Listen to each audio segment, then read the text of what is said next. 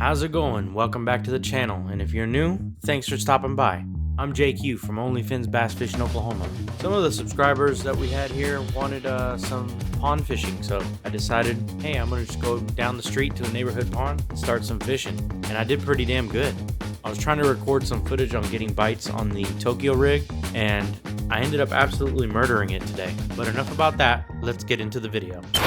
So like I said, I started out with the Tokyo rig, and this neighborhood pond is shaped like a T. It's got one long channel area, and then it's got a main lake area that has a water fountain. This pond used to be really good when it had weeds. It looks like whenever they get a bunch of weeds growing, they dose the pond with some type of algae killer to kill some of the algae, and that's what gave it this kind of like a, I don't know, toxic green looking color.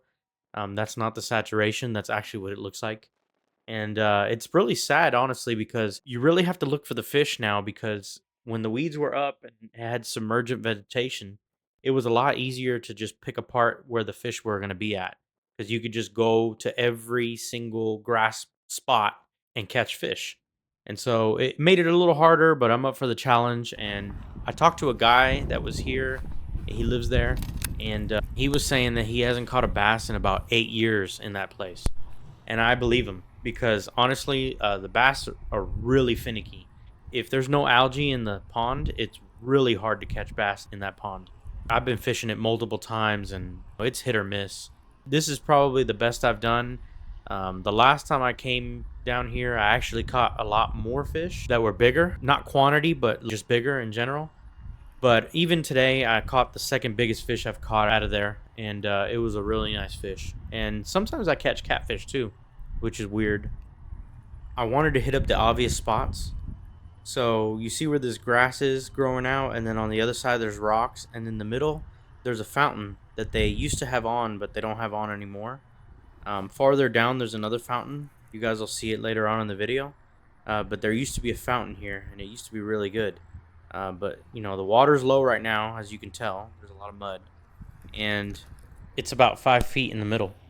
So it gets deeper in the middle, and then it's shallower on the edges. So I like to cast parallel and run it down that ledge where the drop off is, and that's usually where I get most of my bites.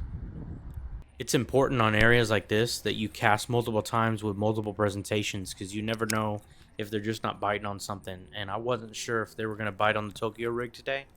I had a feeling they would, and they absolutely did later on in the video, and I didn't get anything on that swim bait. But it was worth a try throwing it out there, because you never know. You never know what they're going to hit. And sometimes I even bring out a Senko or a shaky head or a spinner bait. It just depends. You know, it's a bright sunny day. You think they're tucked in the cover, and a lot of times in that grass, if it was actually the water was up, that grass would be awesome. Like, they would just be hiding in there. But since the water's down, it's a lot harder to fish this lake, and there was a lot more weeds. Those weeds that are sticking out right there, they were all the way out in the middle, and now it's all gone. So it's like you got to look for the fish again. And there's riprap in this pond as well, but I didn't catch anything over there, and I usually do as well. So it's just kind of weird, you know. Some ponds this time of the year, it's hard to fish because they're just really low. And so I look for like obvious spots like this, or the deepest spot in the lake, or places where there's shade. Like shade pockets are ideal. And then I also look for irregularities where sometimes, like, you know, this channel's not completely straight. There might be a bend in it, and I'll fish the bends and stuff like that a little extra, just because, see, like that point right there has a bend. Yeah, I would just do that because you never know. Man, it was actually funny thinking about this later on, watching the footage. I got a bite almost every single time a dog started barking at me. So it was like almost like a pattern. It was like I walked around until a dog barked at me, and then once they started barking at me, I'm like, that's where the fish are at.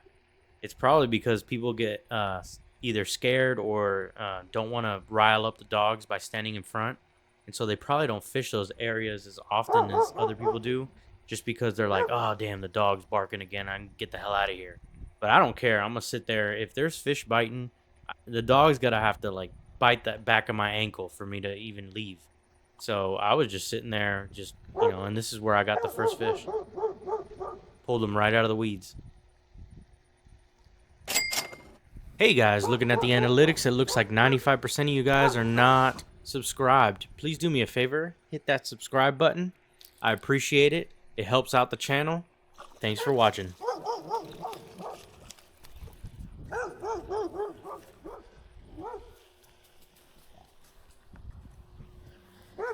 Sorry, buddy.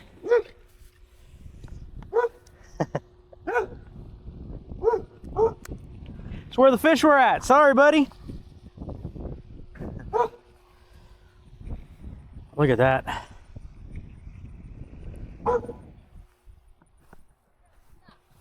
We broke the ice and got our first fish. Thanks, Cujo. It's also super important when you catch a fish to fish at a different angle to try to see if you can pick up another one. Sometimes you can pick up another one. So I fished this at a different angle, and then I cast it across over to the rocks across the way, and I didn't get anything, but later on when I was on the other side casting back, I did end up getting a fish. Here's that area I was telling you guys about. It's like a dam area. It's got riprap. It's got deep water next to it. I tried casting parallel to it. I tried casting a little bit farther out parallel to it. I tried casting vertically across it. I just didn't get anything. So I moved on. I kept going. I gave it a good honest 3 baits and cast it a bunch of times, and I just couldn't generate not even a bite.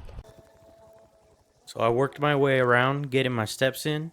You know how it goes. Double fisted my damn fishing rods here and casting and just going down. And I got to a spot that actually piqued my interest, and I'll show you guys why. So check out this spot right here. So when I look down at the bottom there's like shells. They almost look like seashells down here at the bottom, right where my rod's at.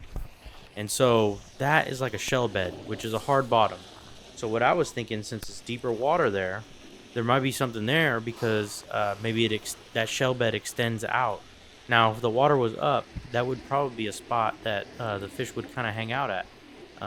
Bluegills and stuff like that like congregating in areas like that, and then bass like ambushing them. So that would have been a good spot. But unfortunately, the water was really low, so I just kept going. I was going to work my way over to this fountain. Ooh, dog barking. It's time to fish. I've caught fish plenty of times on this point here. It's a real rocky point, and it drops down real good. And then obviously the fountain's right in front. So the fountain creates a lot of shade and water circulation. So it's a really good spot. Bass like could congregate kind of in between the fountain and the rocks. Ooh, snake.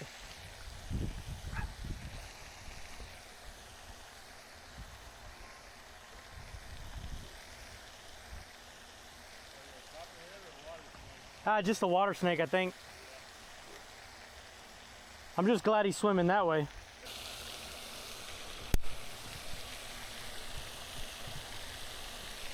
This second fish I caught was also on the Tokyo rig, but I caught it on a panoramic shad that I decided to put on to try it out. Even though the Bevel's gill was working, I was like, maybe the shad would work better.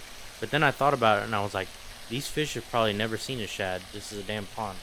But then it's so close to Overholster Lake that I was thinking, maybe they might hit it. And I was right.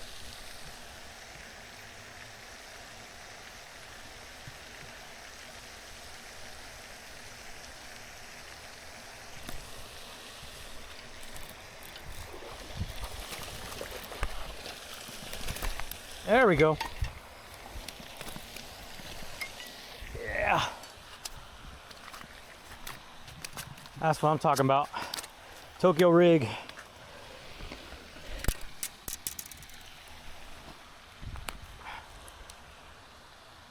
Woo! Tokyo rig bass. That's what he ate. Let's get him back.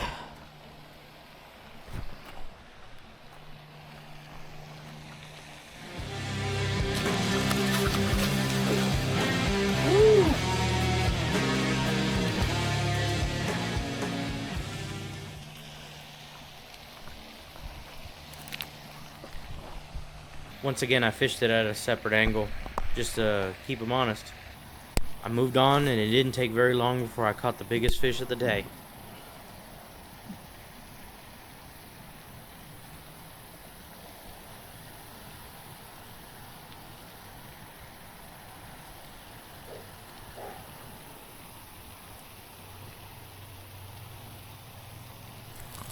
There we go.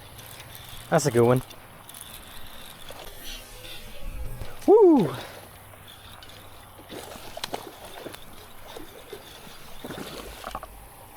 Ooh, that's a nice one. Yeah, buddy. Look at that. That's a real nice one. That's a big one. On the Tokyo rig. Woo! That's a big one.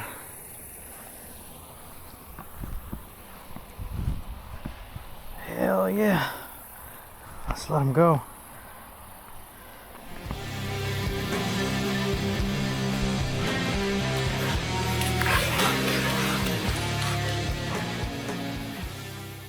Remember earlier when I said hit the spots up that you've caught fish before?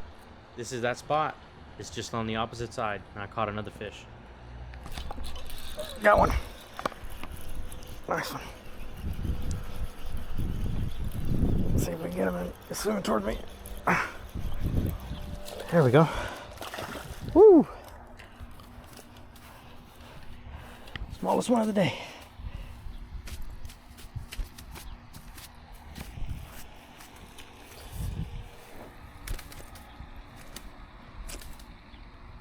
Dude.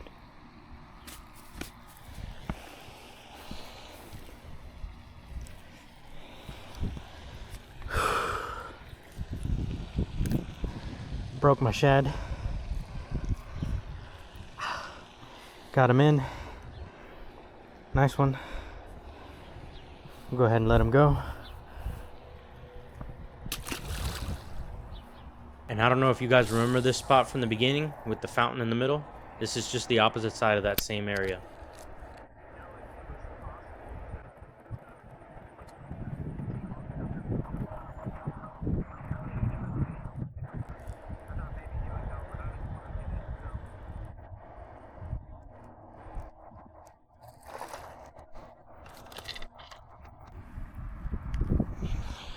Yeah, smallest one of the day. Awesome. Yeet.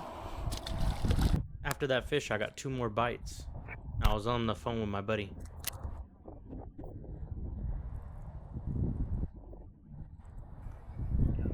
Oh, got one. Oh, it came off. Damn it.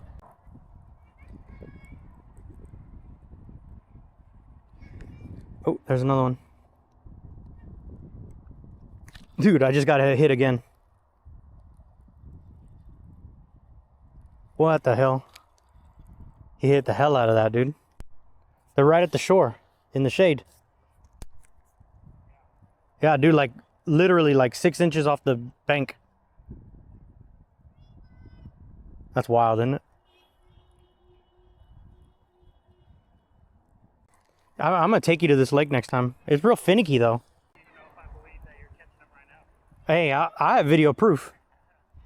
I got video proof, son. Yeah. I like that Tokyo rig too, because you can sit there, like you get a bite and then you just let it sit there and you jiggle it because it has that weight, so it just keeps it in place. Kind of like a drop shot. And they come back and hit it. If you guys like content like this, please like, share, and subscribe. I'm JQ from OnlyFins Bass Fishing Oklahoma, and I'll catch you on the next one. These are the videos that YouTube is recommending you to watch. Click on one of them and make sure to subscribe.